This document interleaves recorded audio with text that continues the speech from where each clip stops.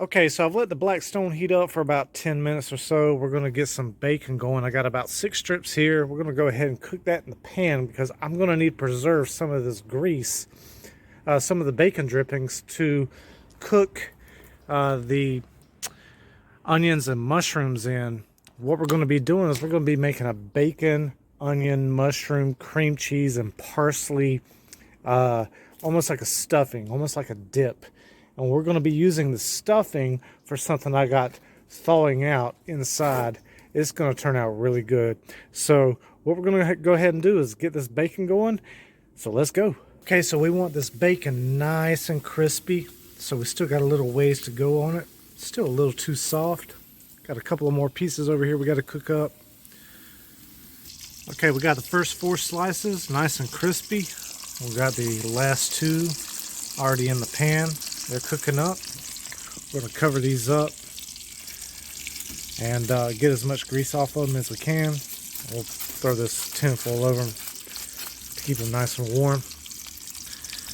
And we'll get these cooked up. Alright, now that we got all of the bacon cooked, we're going to use about 2 tablespoons of this bacon drippings to cook our mushrooms and onions in. So I'm going to pour this into a bowl and get about 2 tablespoons left still in the pan. We'll go ahead and cook up the onions and mushrooms. Okay, so I've only got this burner going. So I've moved the pan over to a little bit cooler of a side, or like right here in the middle. We're going to go ahead and saute these onions, get them going. Then we'll add in our mushrooms and we'll be good to go. Okay, these are starting to get a nice little brown on them. Looking good. We'll go ahead and add in the mushroom.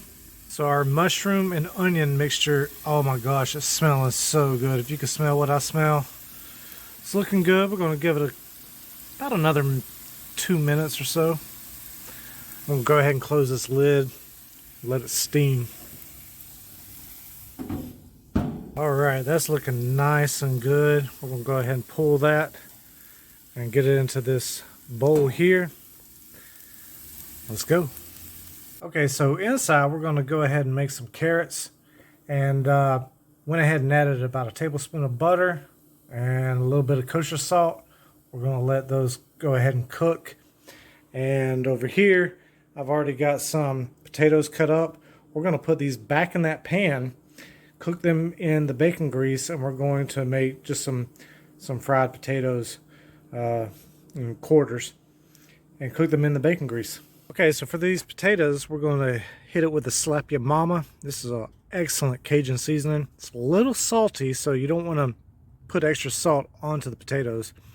But it's peppered up, and it's got great flavor to it. So I'm going to go ahead and douse those, and then we're going to put them in this pan again and go ahead and get those fried up. Okay, so just got my great value regular cream cheese. We're going to use about half a block. I've already got the onions, the mushroom, and the chopped bacon that I previously cooked already in the bowl. Let's go ahead and get this mixed up. We're going to add some parsley into it as well. So if you do not have a mixer to go ahead and mix all this up, the cream cheese is going to be a little hard to mix by spoon or by fork to get everything in there. So do not be afraid to get your hands dirty.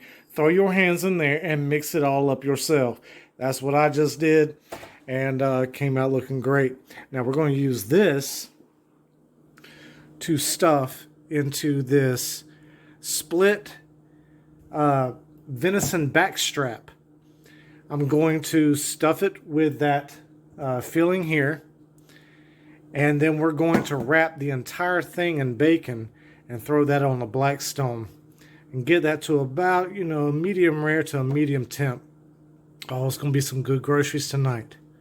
Okay, so we've been turning the potatoes and they're starting to look really nice. Now you may be asking yourself, why am I cooking on the Blackstone inside of a frying pan? Well, the reason is I'm going to cook that backstrap in an olive oil. And I do not want to mix my bacon grease with the olive oil. I want it to strictly cook in the olive oil. So all I needed was a heating surface, which the Blackstone is, to warm up the frying pan, and we'll just go ahead and cook everything out here. Also, the ventilation on my stove sucks. So anytime I'm frying anything, or anytime I've got anything in a frying pan, it's going on the Blackstone. That way I'm not smoking up my entire house, and we don't have grease issues all over the cabinets and whatnot. Alright, so I went ahead and seasoned the outside of the bacon all the way around. We got the inside of that backstrap filled with that stuffing. We seasoned the backstrap with a little AP, all-purpose seasoning.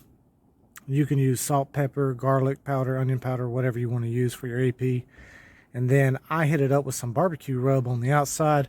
I'm going to go ahead and leave it inside this tin foil, just so that I don't overcook the bacon right away and then leave the internal of that backstrap not done.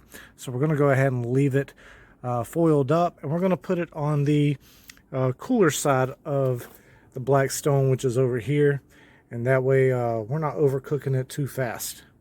Okay, so we've taken it out of the tin foil and laid it on the cooler side, and we're just going to close the lid and let this cook for, I don't know, 6-7 minutes and check on it.